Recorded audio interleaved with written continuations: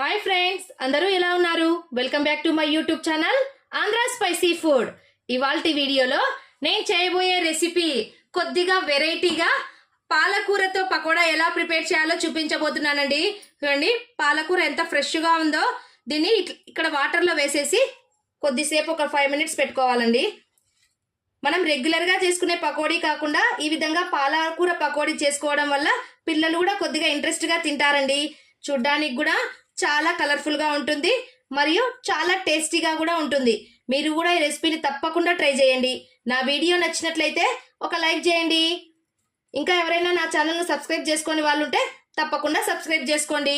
ఇక లేట్ ఎందుకు, పాలకూర పకోడీ ఎలా చేయాలో చూద్దాం రండి. ఇప్పుడు పకోడా కోసము నేను ఇక్కడ 1 కప్పు శనగపిండిని తీసుకుంటున్నానండి. అదే విధంగా 1/4 కప్పు బియ్యం పిండిని కూడా వేసుకోవాలండి. అప్పుడే పకోడా చాలా క్రిస్పీగా వస్తుంది. లేయర్ అనేది చాలా పైన లేయర్ బాగా క్రిస్పీగా కనిపిస్తుందండి. చూడండి, ఇక్కడ 1/4 కప్పు రైస్ ఫ్లోర్ని వేసేసుకుంటున్నాను. అలాగే కొద్దిగా వామును వేసేసుకోవాలండి. దాంతోపాటు లైట్గా వంట సోడాని వేసేసుకుంటున్నాను. చూడండి, ఇప్పుడు తగినంత సాల్ట్ వేసేసుకోవాలి.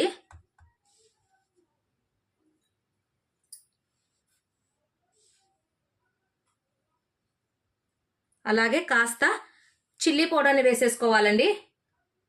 చూడండి, లైట్గా కొద్దిగా మిర్చి పౌడర్ని యాడ్ చేసుకున్నాను. ఇప్పుడు వీటన్నిటిని ఒకసారి కలిపేసుకొని కొద్దిగా వాటర్ని యాడ్ చేసుకోవాలి.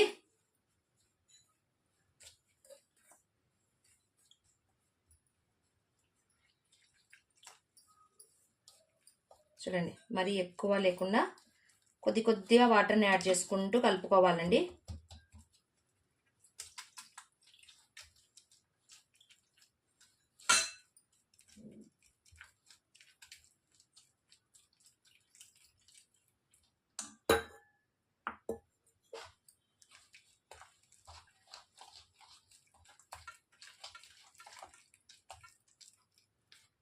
చూడండి, పకోడా కోసము పిండి రెడీ అయిపోయింది.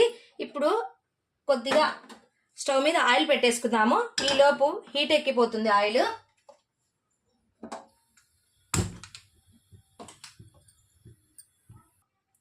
ఇప్పుడు పాలకూరలో స్టఫింగ్ కోసము నేను ఇక్కడ 2 పెద్ద సైజు పొటాటోస్ని బాగా బాయిల్ చేసి పెట్టుకున్నానండి. నేను ఉల్లగడ్డలను బాగా బాయిల్ చేసుకున్నాను. చూడండి, ఇప్పుడు వీటిని కొద్దిగా స్మాష్ చేసుకుందాము.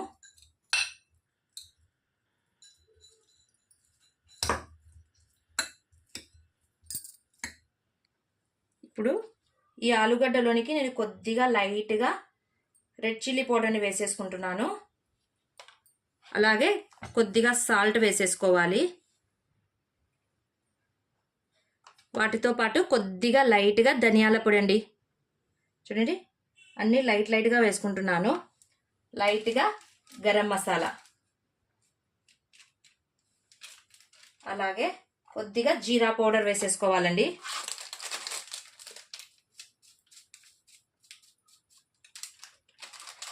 వాటితో పాటు కొద్దిగా బ్లాక్ పెప్పర్ని కూడా వేసేసుకుంటే టేస్ట్గా ఉంటుందండి. మరి ఎక్కువ లేకుండా కొద్దిగా వేసేసుకోండి. ఇప్పుడు ఒకసారి దీన్ని కలిపేసుకుందాము.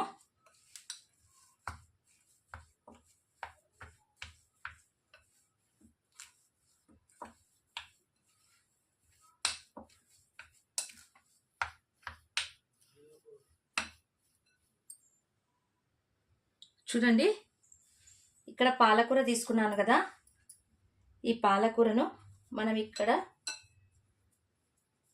మిక్స్ చేసి పెట్టుకున్నటువంటి పొటాటో కర్రీ ఉంది కదా, ఇందులోనికి ఈ విధంగా స్టఫ్ చేసేసుకోవాలి. స్టఫ్ చేసేసి దీనికి ఈక్వల్గా ఉన్నటువంటి ఇంకొక ఆకును ఈ విధంగా పెట్టేసి బాగా ఈ విధంగా అనాలండి.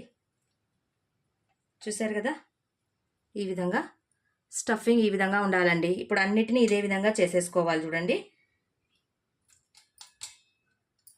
కింద ఉన్నటువంటి ఆకు బాగా విరగకుండా ఉండాలండి.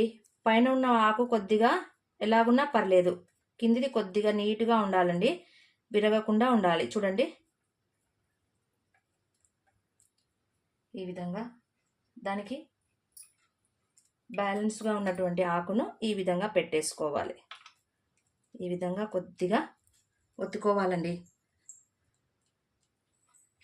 ఇప్పుడు అన్నిటినీ ఇదే విధంగా వేసేసుకోవాలి. చూడండి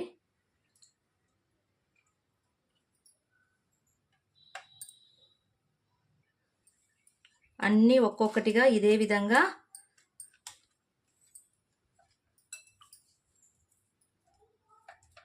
నీట్గా అడ్జస్ట్ చేసుకుంటూ మనము స్టఫింగ్ బాగా నీట్గా ఉండాలండి.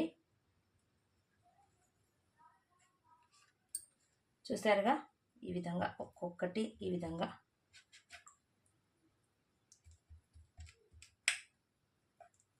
చూడండి.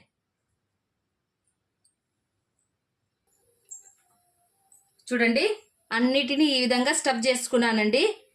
ఇప్పుడు ఒక్కో దాన్ని చూడండి. ఇప్పుడు మనం కలిపి పెట్టుకున్నటువంటి ఈ శనగపిండి ఉంది కదా, ఇందులోనికి ఈ విధంగా డిప్ చేసుకోవాలి. చూడండి చూసారు కదా, ఈ విధంగా డిప్ చేసేసి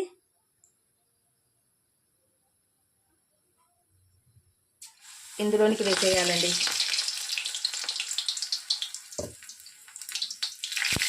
ఒక్కొక్కటి విడిపోకుండా చూసుకోవాలి. చూడండి నీట్గా ఈ విధంగా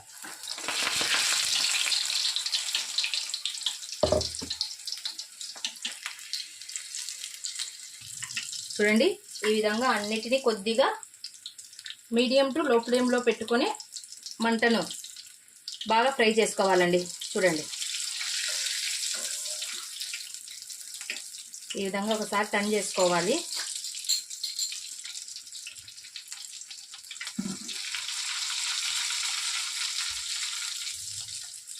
మరి హై ఫ్లేమ్లో పెట్టుకుంటే పకోడా మాడిపోతుందండి.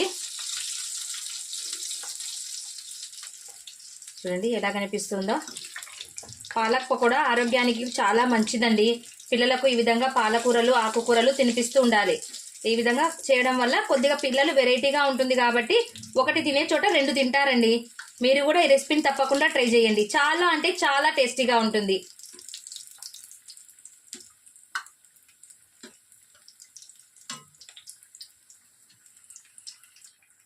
చూడండి పకోడా చక్కగా వేగిపోయింది కదా. చూడండి ఈ కలర్లో వచ్చేస్తే చాలండి. ఇప్పుడు వీటిని పక్కకు తీసేసుకుందాము.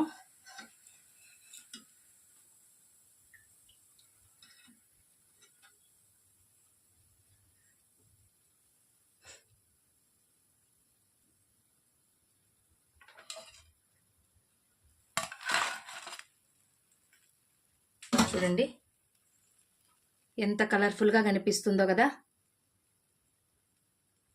ఇప్పుడు సెకండ్ బ్యాచ్ వేసుకోవాలి. చూడండి ఒక్కసారి ఈ విధంగా ఒక్కసారి ఈ విధంగా వేసేసి మరి ఎక్కువ పిండి పట్టకుండా వేసేసుకోవాలండి. ఈ విధంగా డిప్ చేసుకోవాలి. చూసారుగా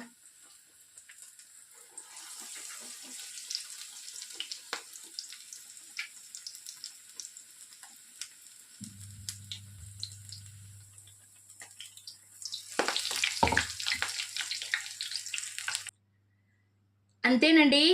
చూడండి ఎంతో కలర్ఫుల్గా ఎంతో టేస్టీగా ఎంతో క్రిస్పీగా ఉండేటటువంటి పాలకూర పకోడా రెడీ అయిపోయిందండి. మీరు కూడా ఈ రెసిపీని తప్పకుండా ట్రై చేయండి.